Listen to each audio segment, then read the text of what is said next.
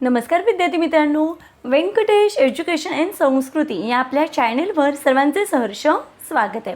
आजच्या व्हिडिओमध्ये आपण स्कॉलरशिप शिष्यवृत्ती परीक्षा इयत्ता 4थी यामध्ये आपण सराव प्रश्नपत्रिका सोडवून घेणार आहोत।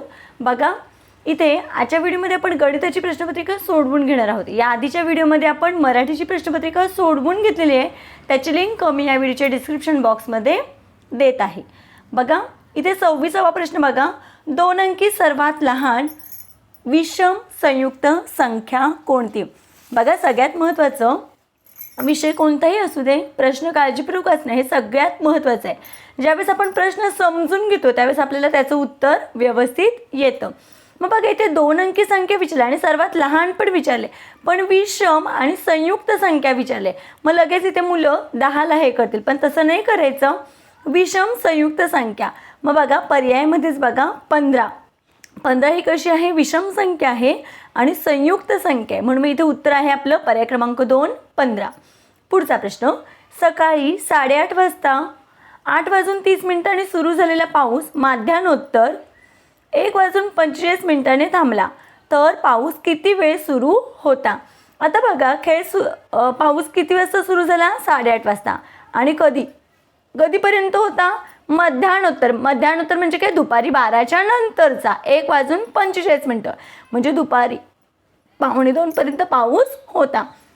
आता काय करायचं, 8:30 बघा एका तासामध्ये घड्यामध्ये एकूण 60 मिनिटं असतात, इथे 8:30 झालेत, अजून 30 मिनिटांनी या घड्यामध्ये किती वाजतील, 9 वाजतील। म्हणजे हे 30 मिनिटं आपण इथे मिनिटां जर बाजूला ठेवूया, 9 वाजले, 9च्या नंतर 10, 10च्या नंतर 11, 11च्या नंतर 12 आणि 12च्या नंतर हा 1।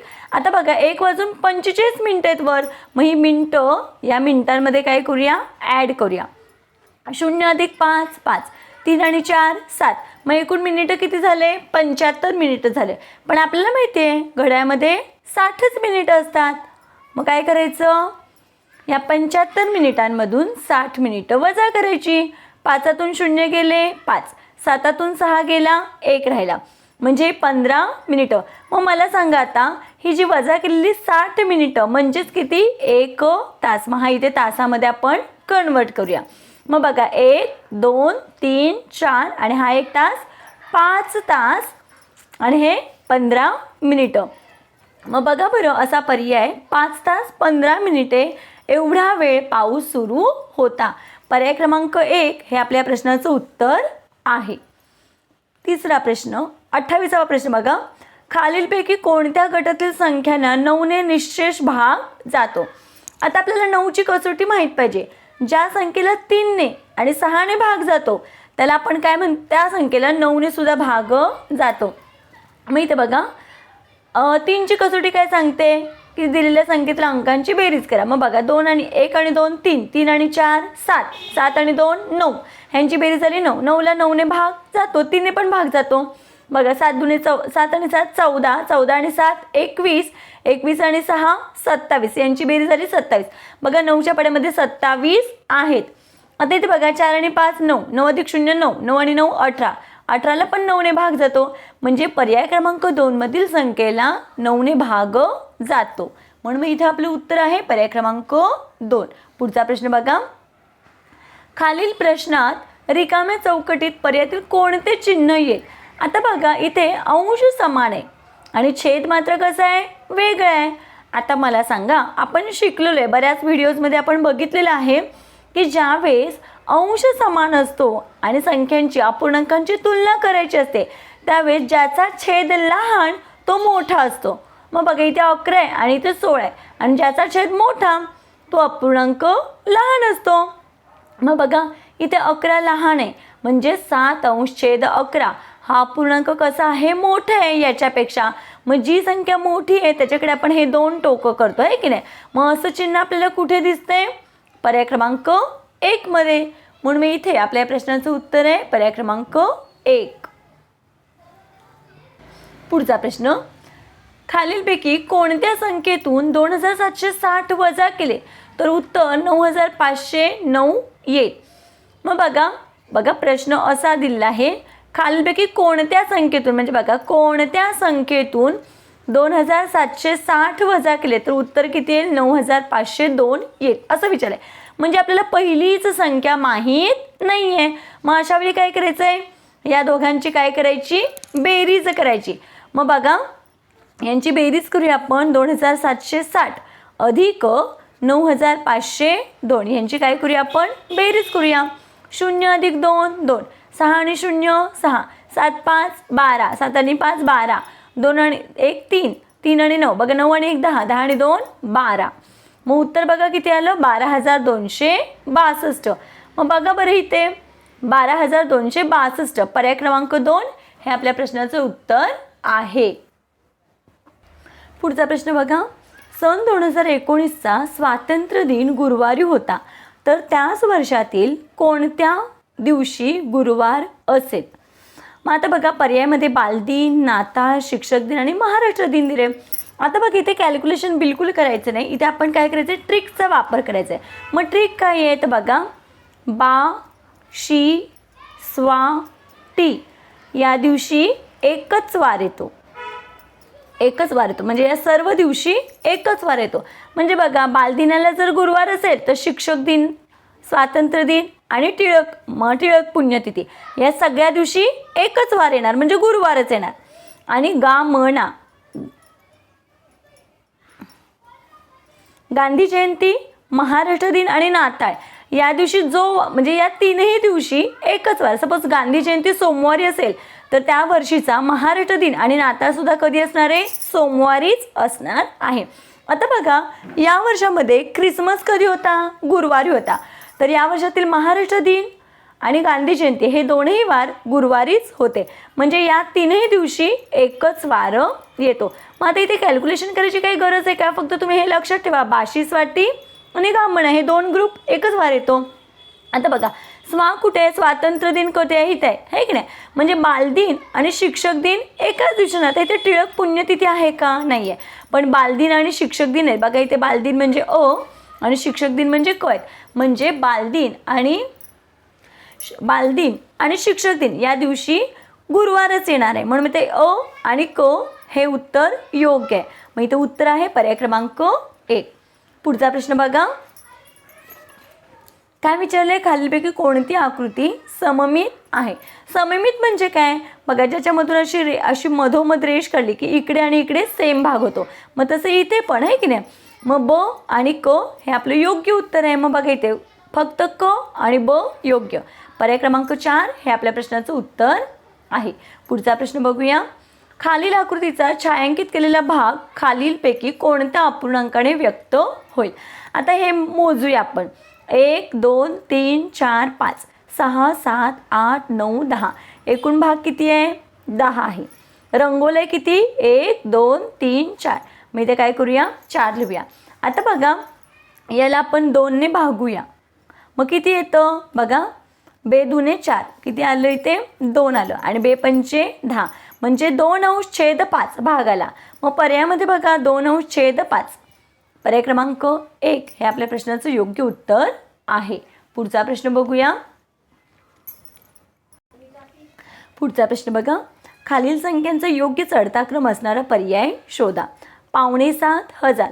आता इथे बघा अक्षरी संख्या दिल्यात. आपण काय करूया? अंकामध्ये लिहून घेऊया. 7,500 म्हणजे किती? 6,750 आणि 7,050. मग बघा इथे 7,000 आणि हे 50. 7,500 7,500 आणि 7,500. 7,500 म्हणजे काय? 7,250 या पद्धतीनं. आता आपल्याला काय सांगितलं आहे? चढता क्रम. मग चढता क्रम म्हणजे काय? लहान संख्येपासून मोठ्या संख्येकडे. मग बघा संख्येचा लहान मोठापणा ठरवताना आपण काय करतो? संख्यांची पहिली म्हणजे इकडून बघतो, डावीकडून बघतो. मग इथे 6 आहे, लहान आहे म्हणजे ही 1 नंबरला. आता याच्यामध्ये बघा इथे 70 आहे, इथे 75 आहे आणि इथे 72 आहे. मग 70 म्हणजे 7,050 2 नंबरला, 75 आणि 72 मध्ये 72 लहान आहे म्हणून हे 3 नंबरला आणि हे 4 नंबरला. आपल्याला विचारले का योग्य क्रम कुठे? मग बघा असाच क्रम आपल्याला कुठे दिसतोय? बघा 1 नंबर 2 नंबर 3 नंबर आणि हे 4 नंबर पर्याय क्रमांक 3 मध्ये दिसत आहे. म्हणून मग इथे आपल्या प्रश्नाचं उत्तर आहे पर्याय क्रमांक 3. पुढचा प्रश्न बघा. खालीलपैकी सर्वात जास्त लांबीचा रेषाखंड कोणता? आता सगळ्यात महत्त्वाचं, लगेच मुलं काय करतात, इथे अंक बघतात आणि याला टिक मार्क करतात. तसं नाही करायचं. आपल्याला रेषाखंड विचारले. मग रेषाखंड म्हणजे काय, तर ज्या रेषेच्या दोन्ही बाजूला असे बिंदू आहेत त्याला आपण काय म्हणतो, रेषाखंड म्हणतो. मग बघा इथे 7 सेमीचा रेषाखंड आहे, 3 सेमीचा रेषाखंड आहे आणि इथे 5 सेमीचा रेषाखंड आहे. मग सगळ्यात जास्त लांब कोणता आहे, तर 7 सेमी. म्हणून मी इथे आपल्या या प्रश्नाचं उत्तर आहे पर्याय क्रमांक 1. आणि दोन्ही बाजूला जर बाणाची टोकं असतील तर त्याला आपण काय म्हणतो, रेषा म्हणतो. पुढचा प्रश्न बघा. एका कंपास पेटीची किंमत 75 असल्यास अशा 1.25 डझन कंपास पेट्यांची एकूण किंमत किती होईल? बघा, एक कंपास पेटी किती रुपयाला आहे, 75 रुपयाला. अशा 1.25 डझन विचारले. मग आता बघा, 1 डझन म्हणजे 12 आणि 1.25 डझन म्हणजे काय, वर पाव डझन. मग पाव डझन म्हणजे किती, 3 आहे की नाही. मग 12 अधिक 3 बरोबर किती होतात, 15. मग एकूण आपल्याला 15 कंपास पेट्यांची किंमत काढायची. मग काय करायचं, इथे या दोघांचा गुणाकार. मग इथे 15. आता बघा, 75 गुणिले 15. मग आता बघा, 15 पाची 75, हातचाला 7 आणि इथे 5. 15 पाची 75, 15 सक 90, 15 साती 105, 105 आणि 7 किती आलं, 112. मग इथे लिहून घेतलं 112. मग आपलं उत्तर किती आलं, 1125. मग बघा बरं, पर्यायामध्ये 1125 कुठे आहे, पर्याय क्रमांक 4 मध्ये. म्हणून मी इथे आपल्या प्रश्नाचं उत्तर आहे 1.25 डझन कंपास पेट्यांची एकूण किंमत आहे 1125. पर्याय क्रमांक 4 हे आपल्या प्रश्नाचं योग्य उत्तर आहे. 1 ते 20 या संख्यांमधील मूळ संख्यांची बेरीज किती? मग 1 ते 20 मधल्या मूळ संख्या कोणत्या, 2, 3, 5, 7, 11, 13, 17 आणि 19. मग आता बघा, बेरीज करूया आपण. आधी एककांची बेरीज करूया. 2 अधिक 3 5, 5 आणि 5 10, 10 आणि 7 17, 17 आणि हा एक 18, 19 20 21, 22 23 24 25 26 27 28, 29 30 31 32 33 34 35 36 37. हातचाला आले 37, इथे 7, हातचाला आले 3, 3 आणि हा एक 4 5 6 आणि हे 7. मग उत्तर किती आलं, 77. मग बघा बरं, 77 कुठे आहे, पर्याय क्रमांक 1 मध्ये. म्हणून आपल्या या प्रश्नाचं उत्तर आहे पर्याय क्रमांक 1. पुढचा प्रश्न बघा. 1000 रुपये म्हणजे 10 रुपयांच्या किती नोटा? आता बघा, 1000 रुपये म्हणजे 10 रुपयांच्या किती नोटा विचारले. मग आपल्याला माहिती आहे बघा, इथे 1 वर 1 शून्य आहे. हा शून्य आपण कट केला किंवा याच्यावर बोट ठेवलं तर किती येतात, 100. मग बघा हे या पद्धतीने. मग किती, 100. मग पर्यायामध्ये तर 100 आहे का, नाही आहे. मग बघा, 1 सहस्त्र म्हणजे 1000 येईल का, नाही येणार आहे. 100 शतक म्हणजे 100 वर बघा हे 100 आणि त्याच्यावर 2 शून्य, म्हणजे 10,000 झाले, येईल का, नाही. 10 शतक, 10 शतक म्हणजे 2 शून्य, 1000. आणि 1 शतक म्हणजे किती, 100. 1 शतक म्हणजे किती, 100. मग आपलं उत्तर 100 हवं आहे आपल्याला. मग 100 कुठे, 1 शतक म्हणजे 100. पर्याय क्रमांक 4 हे आपल्या प्रश्नाचं योग्य उत्तर आहे. पुढचा प्रश्न. खालील पर्यायातील चुकीच्या जोडीचा पर्याय शोधा. 8038 बरोबर आहे. 39293, 39293 बरोबर आहे. 46714 हे पण बरोबर आहे. 61071.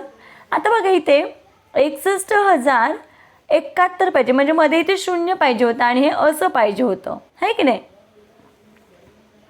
मग इथे हे काय चुकीचं आहे. मग आपल्याला चुकीचीच जोडी विचारली, म्हणून मी इथे उत्तर आहे पर्याय क्रमांक 4. पुढचा प्रश्न बघा. आपल्याला असा विचारलाय प्रश्न, खालील आकृतीपर्यंत पूर्ण करण्यासाठी प्रश्नचिन्हाच्या जागी कोणती आकृती येईल. मग इथे बघा, मध्ये गोल आहे आणि फक्त वर आणि खाली वाढले. आता याच्यामध्ये डावीकडे आणि उजवीकडे वाढले. परत इथे काय केलं, याच आकृतीमध्ये वरचा भाग बघा, इकडे वरचा भाग वाढला आणि इकडे खालचा भाग वाढलाय. आता इथे काय होईल, इकडचा वाढेल आणि इकडचा वाढेल. म्हणजे बघा, इथे 2, इथे 2, इथे 2, आणि इथे 2 असं आलं पाहिजे, म्हणजे सेम आकृती. मग बघा पर्याय क्रमांक 3 हे आपल्या प्रश्नाचं योग्य उत्तर आहे. म्हणजे या भरीव गोलाच्या चौकोनाच्या भोवती 4ही बघा 2 2 2 2 या पद्धतीनं. पुढचा प्रश्न बघूया. एका चौरसाचे क्षेत्रफळ 144 मीटर असल्यास त्या चौरसाची परिमिती किती? आता बघा चौरसाचं क्षेत्रफळ, चौरसाच्या चारी बाजू कशा असतात? समान असतात. मग चौरसाच्या क्षेत्रफळाचं सूत्रच काय आहे? बाजूचा वर्ग. मग चौरसाचं क्षेत्रफळ दिलं 144. मग 144 हे कशाचा वर्ग आहे? तर 12चा वर्ग 144. मग बघा म्हणजे आपल्याला ह्याच्यावरून हे कळलं की हा चौरस आहे, चौरसाची प्रत्येक बाजू सेम असते. मग ती किती आहे? 12 आहे. आता आपल्याला चौरसाची परिमिती विचारले. मग बघा इथे चौरसाची परिमिती, परिमितीचं सूत्र बघा, ही सूत्र आपल्याला पाठ पाहिजेत. चौरसाच्या परिमितीचं सूत्र आहे 4 गुणिले बाजू. मग चौरसाच्या बाजू 4 आणि बाजू किती आहे? एक बाजू 12.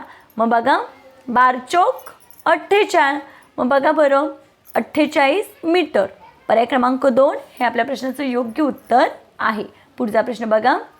आता इथे बघा 4 पूर्णांक, इथे फुली आहे, छेद 11 आहे. या पूर्णांकयुक्त अपूर्णांकात फुलीच्या जागी कोणता अंक ठेवला असता त्याचे अंशाधिक रूपांतर 51/11 येईल. खूप सोपा प्रश्न आहे बघा. इथे 4 आहे आणि खाली इथे 11 आहे आणि आपलं उत्तर कसं पाहिजे? 51 आणि हे 11 पाहिजे.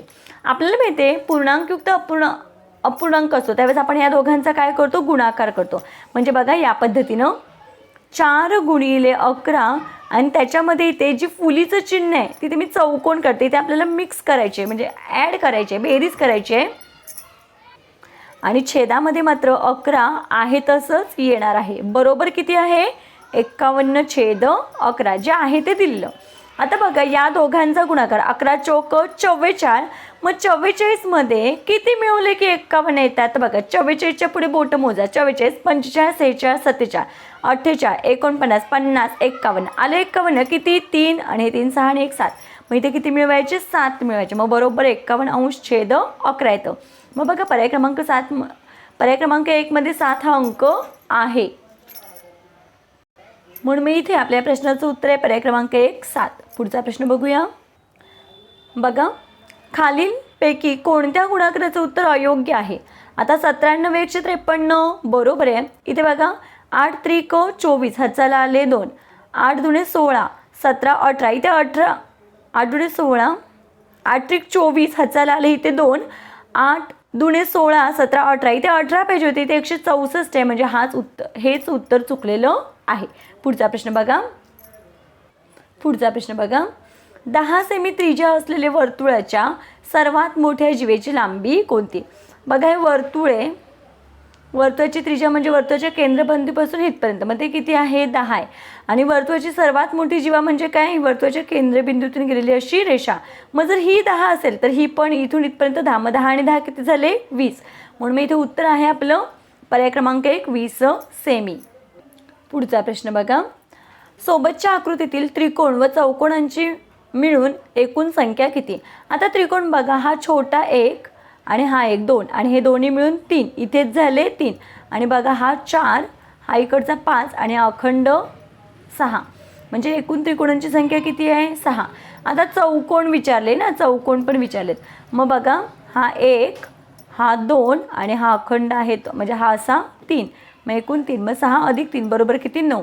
मग 9 कुठे? पर्याय क्रमांक 4 मध्ये. पुढचा प्रश्न बघा. सोबतच्या घडणीतून तयार होणाऱ्या खोक्याच्या एम पृष्ठभागासमोर कोणता पृष्ठभाग येईल? आता बघा आपल्याला माहिती आहे याच्यासमोर हा येतो आणि याच्यासमोर एन येणार, एल समोर एन आणि एन समोर पी. मग आपल्याला विचारलं काय? यम समोर. मग यम समोर कोणता येणार आहे? पी येणार आहे. मग पी कुठे आहे? तर बघा मग एम समोर कोणता येतो? तर एम समोर पी येतो. मग पी कुठे आहे? पर्याय क्रमांक 1 हे आपलं उत्तर आहे. पुढचा प्रश्न बघा. एका शाळेच्या ग्रंथालयामध्ये 3750 मराठीची, 1250 हिंदीची, 1485 गणिताची पुस्तकं आहेत. उरलेली इतर विषयांची पुस्तकं आहेत. वाचनालयातील एकूण पुस्तकांची संख्या 9000 असल्यास इतर विषयांच्या पुस्तकांची संख्या किती? बघा खूप सोपा प्रश्न आहे. यामध्ये काय करायचं? 3750 मराठी, 1250 हिंदीची आणि 1485 गणिताची. या सगळ्या पुस्तकांची बेरीज करायची. मग बघा 5 5 आणि 5 10, 10 आणि 8 18, हचाला 1, 7 8 9 10 आणि हे 4 14, हचाला 1, 3 4 5 6. उत्तर किती आलं? 6485. हे आपलं लगेच उत्तर नाही द्यायचं. या तिन्ही विषयांची मिळून एवढी पुस्तकं आहेत. एकूण पुस्तकं किती आहेत? 9000. मग त्याच्यामधून 6485 काय करायची? वजा करायचे. बघा इथे आपण या पद्धतीनं हच्चा घेतो. 10तून 5 गेले 5, 9तून 8 गेले 1, 9तून 4 गेले 5 आणि 8तून 6 गेले 7 8 2. मग 2515. इतर विषयांची पुस्तकं आहेत 2515. पर्याय क्रमांक 3 हे आपल्या प्रश्नाचं उत्तर आहे. बघा पुढचा प्रश्न. आईने मयुरीला 100 रुपये दिले होते. बघा आईने मयुरीला 100 रुपये दिले होते. 30 रुपयांचे 1 किलो बटाटे, इथे लिहून घेऊया. 30 रुपयांचे 1 किलो बटाटे, 15 रुपयांची मेथीची जुडी आणि 10 रुपयांची कोथिंबीर विकत घेतली. आता तर तिच्याकडे किती शिल्लक पैसे राहिले विचारलं. मग या सगळ्यांची बेरीज बघा 55. मग या 100मधून आपण काय करूया? 55 वजा करूया. 10तून 5 गेले 5, 9तून 5 गेले 4, किती उरले? 45 रुपये तिच्याकडे शिल्लक राहिलेले आहेत. मग इथे कुठे आहे 45? पर्याय क्रमांक 4 हे आपल्या प्रश्नाचं उत्तर आहे. पुढचा प्रश्न बघा. खालीलपैकी चुकीची तारीख कोणती? आता बघा ज्यावेळेस असा प्रश्न येतो त्यावेळेस आपल्याला महिना बघायचा आहे. इथे महिना कोणता आहे? 31/11/2021. ह्याच्यामध्ये 31 दिनांक आहे, 11वा महिना आहे आणि 2021 हे वर्ष आहे. मग 11वा महिना कोणता असतो? नोव्हेंबर. मग नोव्हेंबर महिना 30 दिवसांचा असतो. मग त्याच्यामध्ये 31 तारीख येईल का? नाही येणार. म्हणून मग या पर्यायामध्ये हीच चुकीची तारीख आहे. आता इथे बघा 7वा महिना जुलै आहे. जुलै महिना 31 दिवसांचा असतो. मग बरीच मुलं काय करतात 28ला लगेच काय करतात? हे चुकीचं आहे म्हणून लगेच टिक मार्क करतात. तसं नाही करायचं. जुलै महिना 31 दिवसांचा आहे पण जुलैमध्ये 28 तारीखसुद्धा येतेच की, आहे की नाही?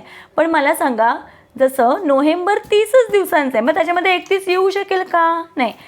31च्या आतली ते येऊ शकते पण 31च्या म्हणजे जेवढ्या हे तारीख येऊ शकते पण 30च्या पलीकडची तारीख त्या महिन्यात येऊ शकणार नाही, म्हणजे या महिन्यामध्ये. आता बघा फेब्रुवारी महिना नेहमी 28 किंवा 29 दिवसांचा असतो. इथे लीप वर्ष आहे. मग लीप वर्षामध्ये फेब्रुवारी महिन्यात 29 दिवस असतात, 29 तारीख येते, हे पण योग्य आहे. 5वा महिना मे महिना आहे. मे महिना 31 दिवसांचा असतो म्हणून ही सुद्धा तारीख योग्य आहे. मग बघा या पद्धतीने आपण आजच्या व्हिडिओमध्ये 25 महत्त्वाचे प्रश्न सोडवून घेतलेले आहेत. त्यापुढचे प्रश्न आपण पुढच्या व्हिडिओमध्ये सोडवून घेणार आहोत. आशा करते आपल्या सर्वांना व्हिडिओ आवडला असेल. व्हिडिओ आवडल्यास व्हिडिओला लाईक करा, आपल्या मित्रमैत्रिणींना शेअर करा. चॅनलवर नवीन असाल तर चॅनलला सबस्क्राईब करा. आजचा व्हिडिओ कसा वाटला ते कमेंटमध्ये नक्की सांगा. भेटूया पुढच्या व्हिडिओमध्ये. तोपर्यंत नमस्कार. थँक्यू.